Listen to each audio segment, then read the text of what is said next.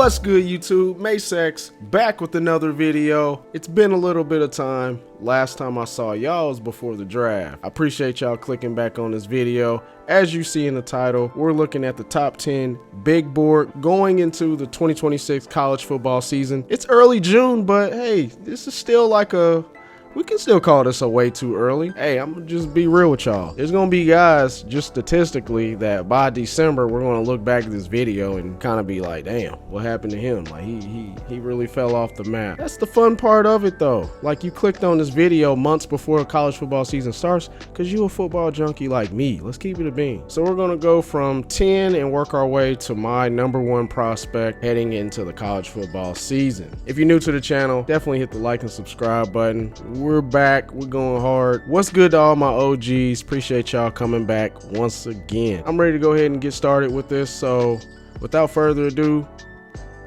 let's get to it. All right, starting at number 10, we got Dante Moore, quarterback from Oregon, listed at 6'3", 206 pounds. Dante Moore revitalized his trajectory at Oregon and now looks like he's one of the top prospects in the 2027 class. Now, Dante Moore's been in a few of my videos. A lot of us thought he was going to join the 2026 draft class, decided to come back for his senior year, and I respect that. Now, he has had an up and down start to his career earlier on, but he did settle in Oregon's offense, and he showcased high-end talent and improved his decision making. Now, Moore's biggest strength is pure throwing ability. He can attack all levels of the field and drive the ball with good velocity. He's also become more comfortable processing defenses and working within structure. Consistency under pressure and decision making will remain key evaluation points. The NFL comparison I have for him is a Michael Penix Jr. with more mobility, but the secondary comparison, and this will be more of a ceiling projection for me, will be Jordan Love. He's a projected top tier QB talent, and he definitely has first QB overall type of upside if development continues and he dominates this year at Oregon.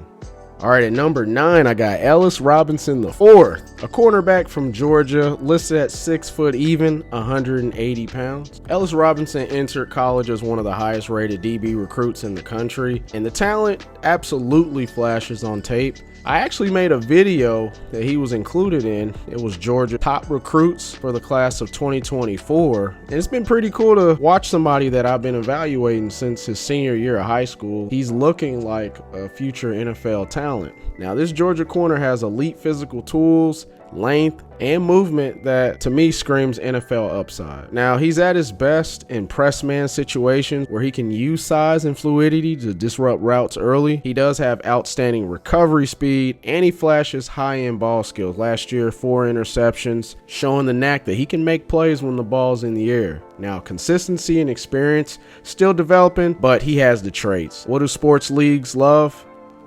Traits, and those traits are undeniable. So with good size and athleticism, press man upside. Now, the NFL comparison I have is J.C. Horn. Secondary is Tariq Woolen. Right now, I'd still lump him in as a boomer bust corner prospect. So that's why this year will be really fun to watch. But I do feel that he has an elite physical ceiling and will be one of the top corners drafted at this stage when we're talking about the 2027 draft.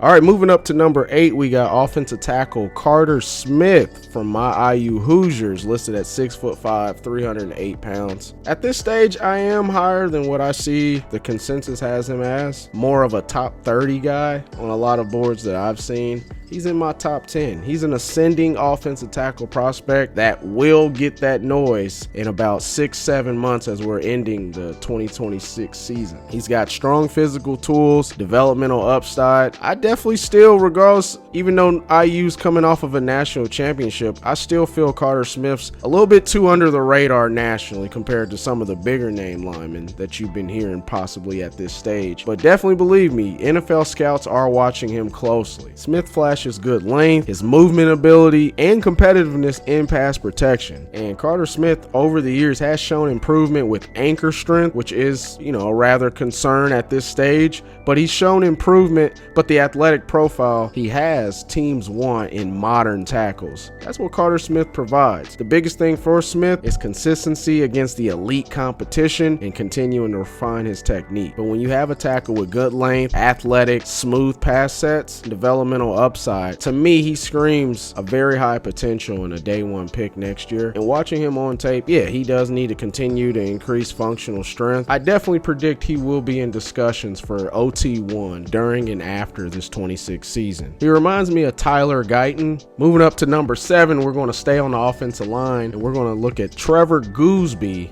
offensive tackle out of Texas, listed at a massive 6'7", 312 pounds. Goosby has quickly become one of the top offensive tackle prospects in the country. He protects Arch Manning's blind side, and Goosby showed impressive balance, movement skills, and power last year. Looking at the 25 tape, PFF reportedly gave him grades above 80 in both pass and run blocking. He moves extremely well for his size, and he shows the foot quickness needed to survive against the elite pass rushers in the SEC. Now, technique still needs refinement. Hand placement isn't always consistent, and leverage consistency, which is very common with tackles over 6'5". The physical traits are obvious, and when you have strengths like athletic feet, pass protection upside, strong movement skills, and I feel that he's very scheme versatile, that screams potential offensive tackle 1. NFL comparison, he reminds me of Olu Fashanu with some Christian Darrisaw. Could very well be a top 5 pick next year. All right, moving up to number 6, the quarterback that Trevor Goosby blocks for, the most popular guy on this list, that's Arch Manning, quarterback out of Texas, listed at 6'4", 219 pounds. Arch Manning, to me, remains one of the most fascinating evaluations in college football right now. The family tree with the Mannings, that's going to bring the attention.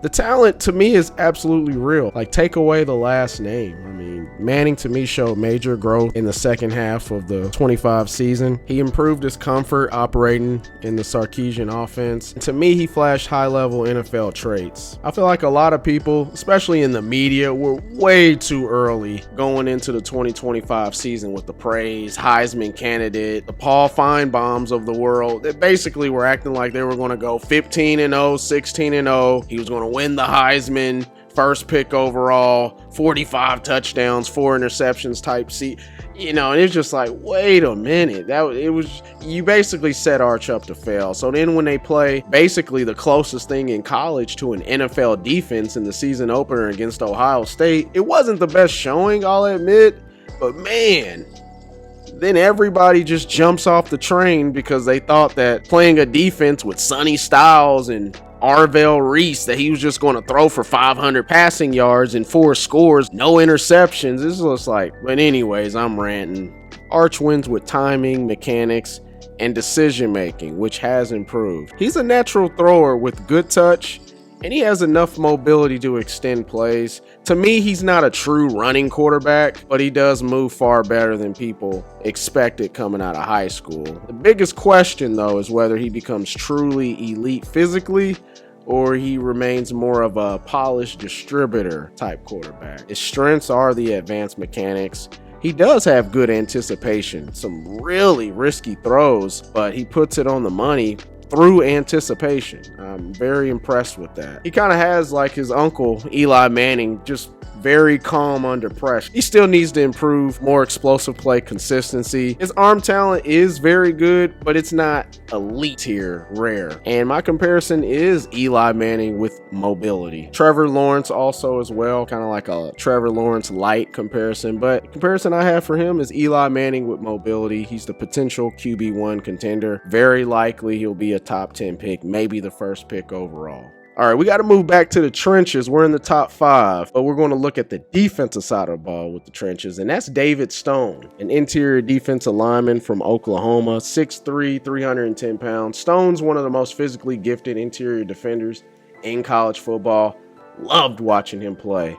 At Oklahoma, he flashed dominant traits in both the run and as an interior pass rusher. Just like I loved with Ruben Bain, I like a defensive lineman that can play both. run and pass. Stone combines power, explosiveness, quickness very well for his listed 310-pound size. He can collapse pocket with raw strength, or he can shoot gaps with quickness. Upside as a disruptive 3-tech is enormous.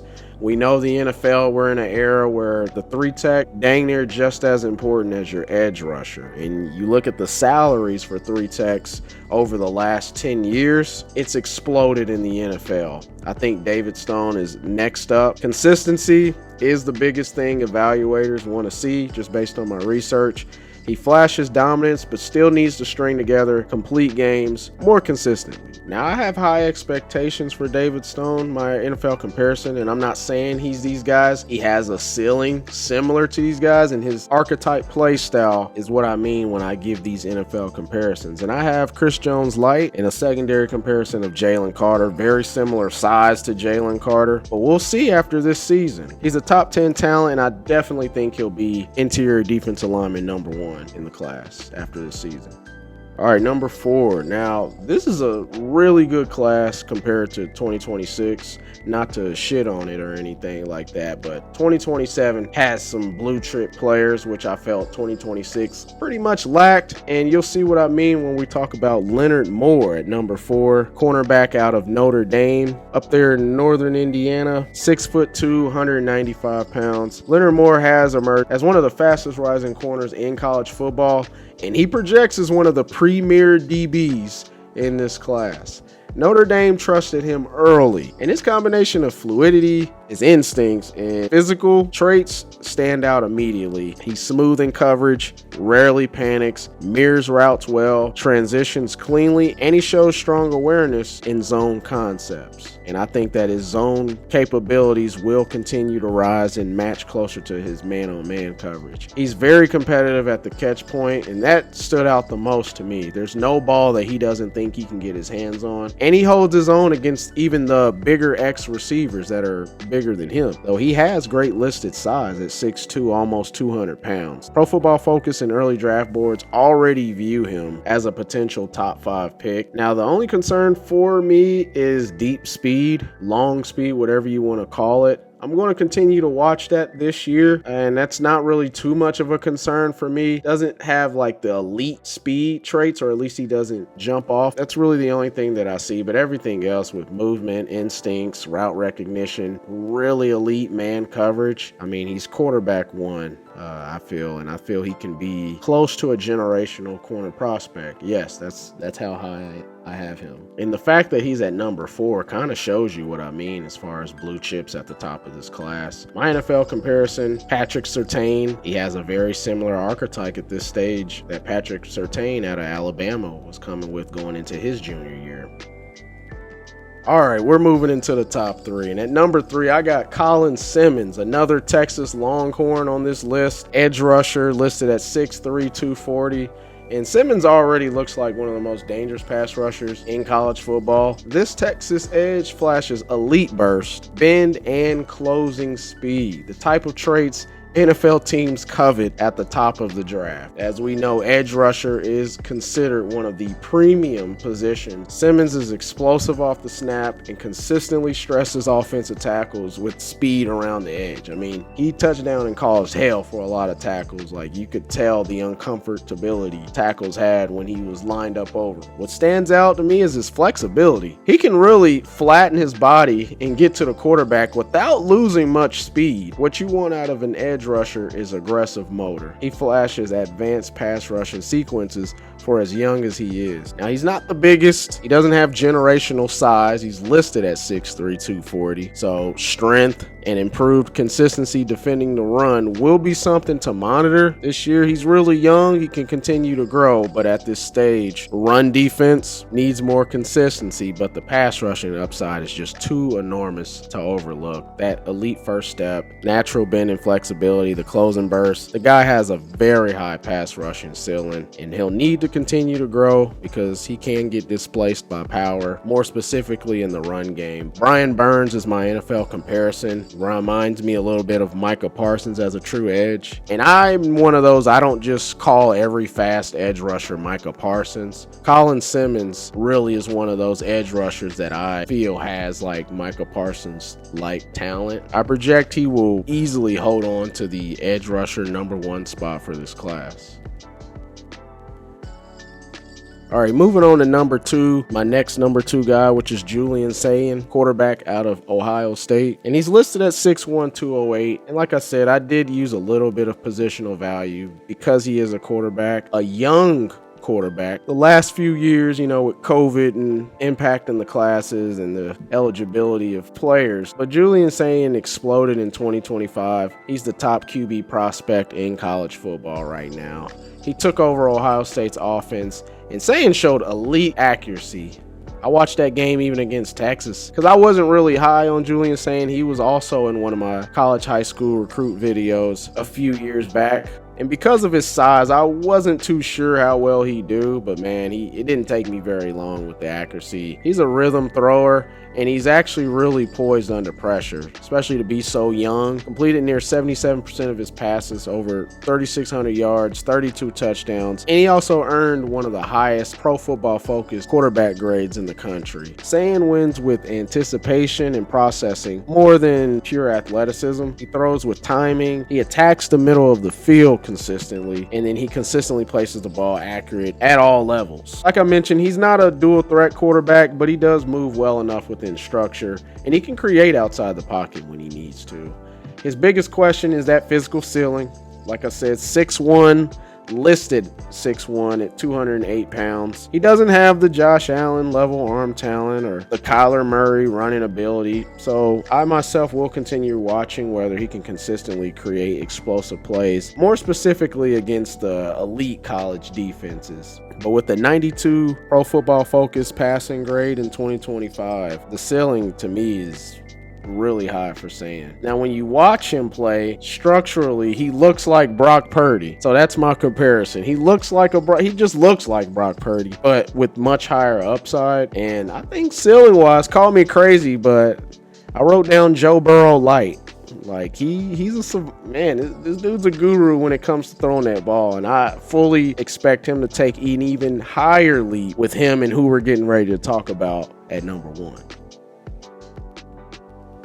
And at number 1, likely not a surprise if you follow college football, but that's Jeremiah Smith, wide receiver out of Ohio State, listed at 6'3", 223 pounds. And Jeremiah Smith, he was in the same top 5 Ohio State recruiting class video I made a few years ago.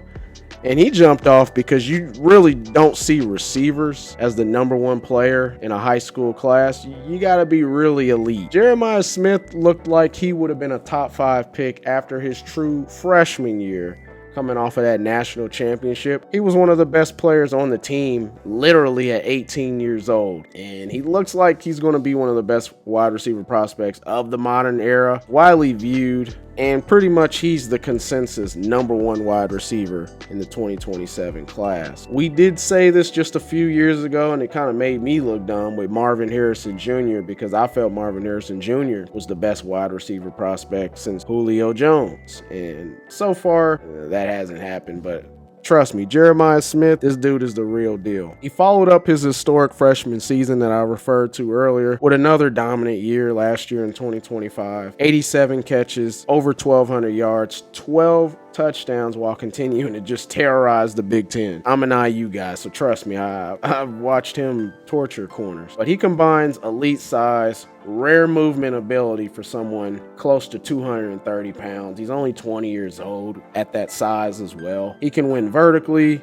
He dominates at the catch point. At his size, he separates out of breaks. When the ball's in his hand, he's another running back. Going into his true junior year, he plays like he's 27 years old. His releases, his route pacing, body control, ball tracking, well ahead of where most college receivers are at his age. Pro Football Focus graded Smith at an elite level in college, 89.8 receiving grade for the All-American. Other reports have him over 90 offensive defensive grade. Most sites also call him a generational prospect. I mean, he's the best I've ever saw by far. Very few weaknesses right now. Sometimes he may rely on physical gifts over route detail, but I can't really find too many weaknesses at my stage of evaluation. Julio Jones will be the comparison you guys will hear, not just from me, but for pretty much anybody, YouTube as well as the sports network shows. Another comparison that I like outside of, the low-hanging fruit Julio Jones is CeeDee Lamb, but with a little bit more size. If there is going to be a wide receiver that goes number 1 in the draft, it would be Jeremiah Smith.